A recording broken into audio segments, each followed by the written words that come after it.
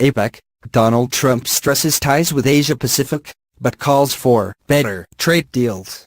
The U.S. president has told CEOs at the APEC summit that the U.S. has suffered under past trade deals, and would now take a different path. Meanwhile, an expected meeting with the Russian president has been cast into doubt. U.S. President Donald Trump on Friday emphasized his country's past and continued interest in the Asia-Pacific region at a meeting of world leaders anxious about what turn U.S. policy might take under his leadership. "We will be friends, partners and allies for a long time to come," Trump told the Asia-Pacific Economic Cooperation (APEC) CEO summit in the Vietnamese city of Da Nang. Trump praised the economic progress made in what he called the Indo-Pacific region as nothing short of miraculous. "I am here to offer renewed friendship with America," Trump said. The term Indo-Pacific has been interpreted as an indication of Trump's wish to stress India's importance in the region. But he added that the U.S. would insist in future on robust trade deals based on fairness and reciprocity, saying his country had often come off worst in the past. He called for private enterprise to take the leading role in making such deals, criticizing governments for excessive intervention, such as currency manipulation. Trump reiterated his firmly held view that the U.S. had not been treated fairly by the World Trade Organization, saying it had often suffered at the hands of countries that did not abide by TOE principles. He also said that America would no longer enter into large-scale trade pacts that he said disadvantaged his country, preferring instead bilateral trade agreements. "I am always going to put America first," he added, calling on other countries also to act in a similar spirit of promoting their own interests above those of others.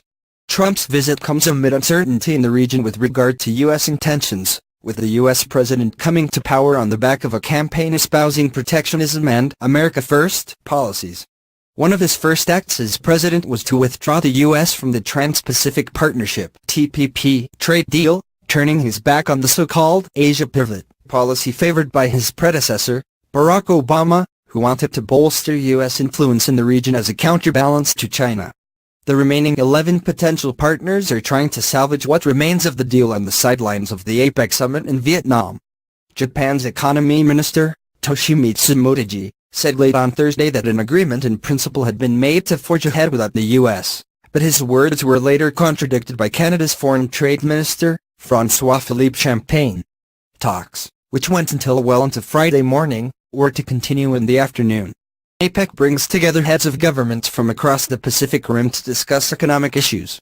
In recent years, security has also been on the agenda in view of the current rise in international terrorism. APEC's members are Australia, Brunei, Canada, Chile, China, Hong Kong, Indonesia, Japan, South Korea, Malaysia, Mexico, New Zealand, Papua New Guinea, Peru, Philippines, Russia, Singapore, Taiwan, Thailand, the U.S. and Vietnam. Trump is on an 11th-day Asia trip, his first as president, that has previously taken him to Japan, South Korea and China. The largest agreement struck was an $83.7 billion investment by the China Energy Investment Corporation, to take place over a 20-year period, in chemical manufacturing projects and shale gas developments in West Virginia. However, many of the agreements are non-binding memorandums of understanding rather than legal contracts, meaning that they are not absolutely binding. In South Korea, a main issue was the nuclear threat posed by North Korea, with Trump warning Pyongyang that he was prepared to use the full range of military power to defend the U.S. and its allies.